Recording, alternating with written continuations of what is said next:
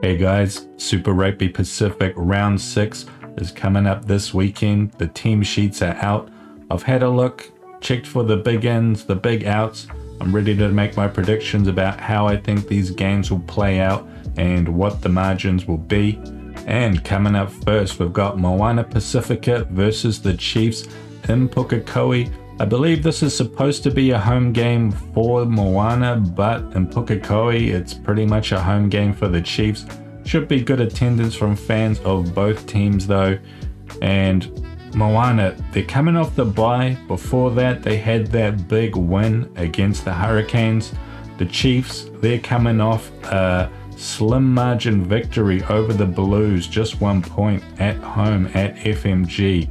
So Moana, I'm not ready to get too excited about them. Yes, they are a lot better than they were last year, but despite that victory against the Canes, at the end of that game, they really started to fall off. The tackles were falling off. The Canes were starting to carve them up. They were making line breaks. They were threatening a comeback. Moana, they did hold on. Credit for that. But this is still top of the table versus the bottom of the table. It's really hard to look past the Chiefs here. Looking at the teams though, Patrick Pellegrini, he is still starting again for the Pacifica. I was really impressed by him in that last game. Moana, they look a lot better with him there than Garden Bishop. Kyron Taumoi Falau, the big man, he's in there again. We all know how much of a threat he can be. For the Chiefs, they're sort of, it's not a B team, but they are sort of resting some of the big names. You look at that front row, Aiden Ross has gone to the bench. Ollie Norris, he's disappeared from the 23 completely. Not sure if he's injured, could just be being rested though. Taukiaho, he's still on the bench as well.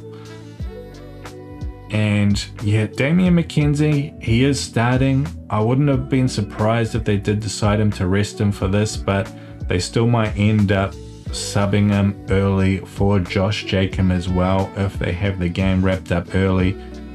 Anton Leonard-Brown, he's missing completely from the 23. Gideon Rampling is actually getting a start at 12, and Quintu Pai is on the bench. He will probably come on later and replace Rampling. You still got the big names at the back though, Nadawa, Sean Stevenson, Leroy Carter. The Chiefs, they're going to be max firepower. They are going to be dangerous, even if they don't have all their biggest names up front. And yeah, hard to imagine Moana being able to keep up with them. Conditions for this game look good as well. Small chance of a shower in Auckland on Saturday, unlikely to happen. Should be good open running rugby, and because of that, I'm going to give it to the Chiefs by 20 plus. After that, we have Highlanders versus the Reds at Forsyth Bar under the cover in Dunedin. There will be running rugby on display here. The Highlanders, they had that really close game against the Hurricanes last week, also at home. The Reds, they had a big win over the Waratahs, won by about 20 points, but they didn't exactly carve them up. They weren't carving them to pieces. They really did have to lean on their forwards for scoring a lot of those tries. And I think that's what they'll try and bring to the Highlanders as well. I think they'll really try to dominate up front and play off the back of that. But the Highlanders, honestly, they are scrappy. They are not lethal, but they are scrappy. They will stay in the fight. And they are at home, they're playing in front of the zoo, they will be amped up. Looking at the teams, something interesting here, Tavatava Nawai, he looks like he's actually moving out onto the wing. He's playing at 11 this week instead of at 12. Instead, Thomas Umanga Jensen comes in to fill that position. Finn Hurley's also back, he'll be starting at 15. Sam Gilbert moves to the bench. Still got those threats there of Caleb Tangitau, how huge was he in that Hurricanes game. And for the Reds, a very similar looking team to last week. Ryan Smith, he drops from the locks from the 23. Richie Asiata also gets promoted to a start. George Blake is on the bench, so not sure what's happened to Matt Fazler, but he is gone from the 23 as well. And yeah, Jeremiah Murray at the back, Lockie Anderson on the wing. I feel it'll be like last week. I feel like the danger from the Reds, it won't be out back, it will be up in the forwards. The Highlanders, they'll have to fight, and they will do that. I find this game actually quite difficult to pick, but I am going to go with the Highlanders, just that home advantage, playing in front of that zoo and that ability to scrap and stay in the fight. It'll be close, but yeah, I have the Highlanders edging it by, say, less than 5 points. Next up on Saturday night, it is the Blues versus the Crusaders at Eden Park. Like I said before, forecast for Auckland is kind of cloudy, small chance of a shower. Should still be good conditions for running rugby though. Blues, they're coming off that really tough 1-point loss against the Chiefs at FMG. Crusaders, they're coming off that gigantic crushing victory over the Western Force in Christchurch. And look, Blues, they're really desperate to win, especially at home. If they don't start winning now, they're not going to make it to that top 6, or even if they do, they'll be scraping in. They'll be playing those playoff games away from home. You do not want to be doing that if you're serious about winning this competition and defending your title. And the Crusaders, I mean, they're always hungry to get one over the Blues, especially up at Eden Park. Looking at the teams, couple of big things for the Blues. Stephen Perifetta, he's getting the start this week. Harry Plummer has gone to the bench. Chavi Ta'ali made his debut last week, looked alright, he's still there. Kurt Eklund, he was replacing the ever solid Rika Riccatelli last week. He was perfect at the lineout, did not lose one. He'll be solid again. And Josh Beery, he comes into the locks as well. He, I think, has been the best partner in the locks for Patrick Tuipulotu. For the Crusaders, couple of changes. McLeod's back in at 13, replacing Braden Anna, who's gone from the 23. Interestingly, Levi Aumua is also not on the bench this week. Instead, there is Macca Springer.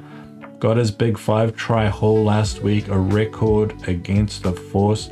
Apparently that's still not enough to get you promoted to the starting lineup. Otherwise, this team looks pretty similar.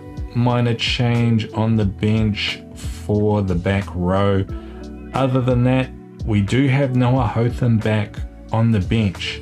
This will be the first time we see him play. He got injured in like the first 5 minutes in round 1. Great to see that he is back and hopefully healthy. And yeah, he's definitely another one of those halfbacks who is on the radar for the All Blacks, so will be interesting to see how he goes as well. But yeah, tough game to pick. The Crusaders are hot, the Blues are not right now, but honestly, I do think the Blues are slowly turning the corner. They've lost a lot of games, some of them in not so great fashion. They've collapsed in the second half, but like they showed against the Chiefs, they've still got that fight. They're still in there. They just need some more of those pieces to start clicking, and then I think they will be right back in the mix. But will it be too late?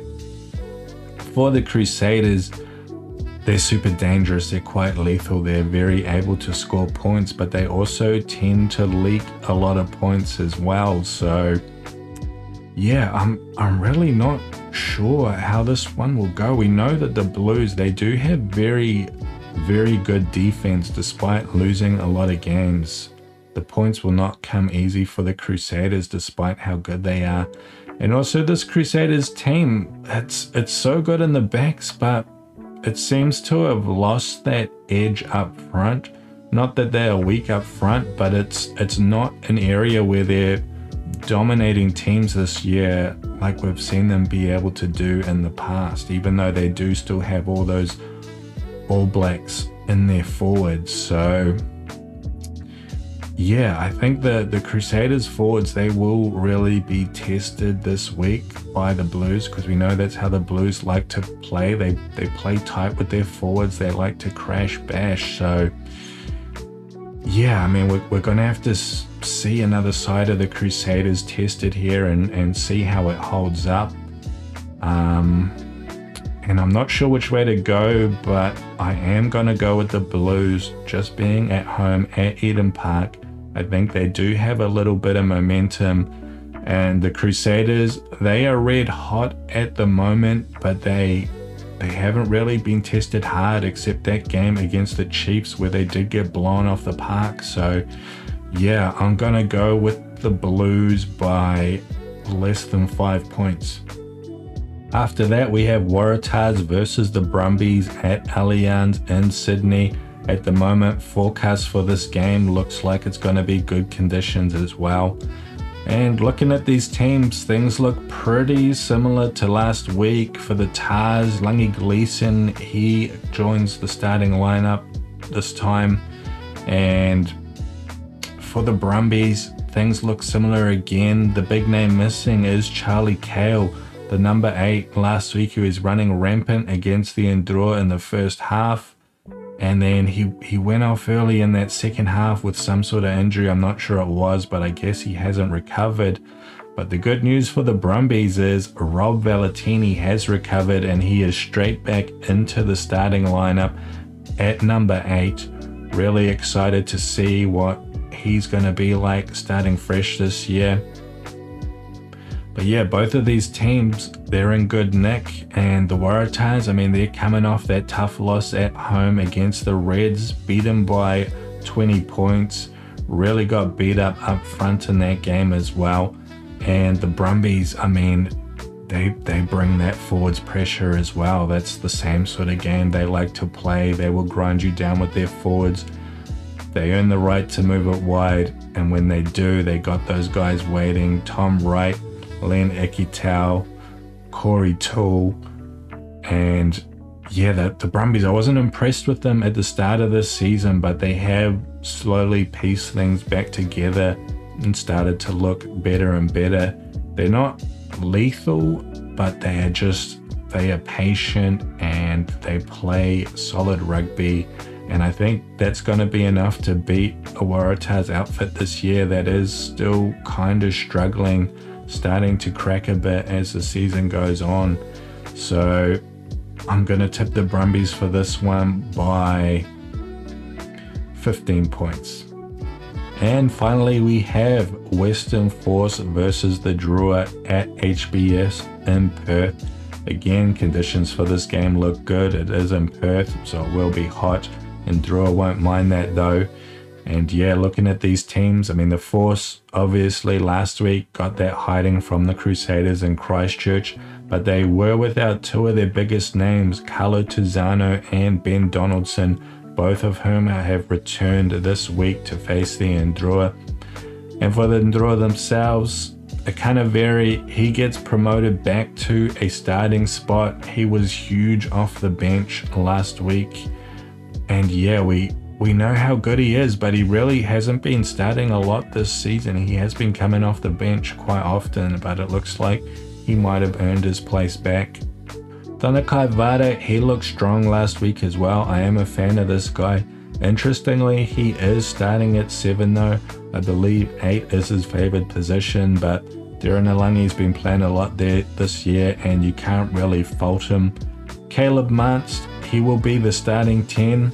Honestly, I do much prefer Armstrong Ravola. I think the Enduro look a lot better when he is running the cutter. Wasn't so great last week, but I mean, that was a tough game. And a few more changes in the back as well. Tanuyala Rakuro, he gets a start on the left wing. Droa Sese is at the back, and Lagona Mati actually goes to 14. So a bit of a switch around in the back 3, and I'm not sure what happened, but it looks like Ravutal Munda has been dropped from the 23 altogether, and hard to fault the back 3 that are here. Karawalevu, he's been getting most of the game time at 15. Interesting that Draw Sese is there, although it's likely he will be replaced later in the match. And yeah, I'm really looking forward to this game. It's always a fun game with the Endura, and they're not so great away historically. This year they have been a bit better, I think, and taking on the Force in Perth is never easy. We saw the Force get destroyed last week. They're definitely one of the weaker teams, but at home they are quite nuggety, and to put a score on the Force, you do actually have to crack them first. They will stay in the fight as long as the game is close, as long as they've got a snuff of it. So you can't just turn up and expect to run through them. You do have to put the graft in first, and the Endura, they don't always do that, because they can quite often be their own worst enemy with the discipline. And if you're not disciplined in the game of the rugby, that'll always keep the other team in the game, no matter how much better you are or better equipped you are, how much more dangerous you are. So yeah, I mean, that's always going to be the challenge for the Endura. Keep the discipline under control and then let their own game take over.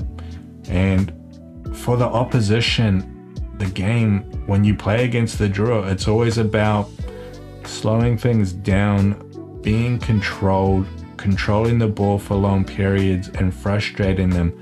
Don't fall into the trap of playing their game where you throw it around and then you end up turning it over, and then that's when they pounce and that's when they can cut you up. You just got to hold on to the ball, frustrate them, and then the penalties will come, and then you can play with the momentum off the back of that. And look, it's easier said than done. We see so many people fall into this trap against the Endura, even this year, even though we see it week after week. So that'll be the challenge for the Force. But honestly, I think the Endura, they're just too dangerous, whereas the Force, they are not. And at the end of the day, it's about who's got the most points on the board. So I think that will be the Endura, and I think they'll do it by about 14 points. Anyway, guys, that'll do it for this round analysis. If you are playing Fantasy Super Rugby, check out my channel. My best picks video for this round will be coming out very shortly. Other than that, I hope you enjoy the games, and I'll see you next time.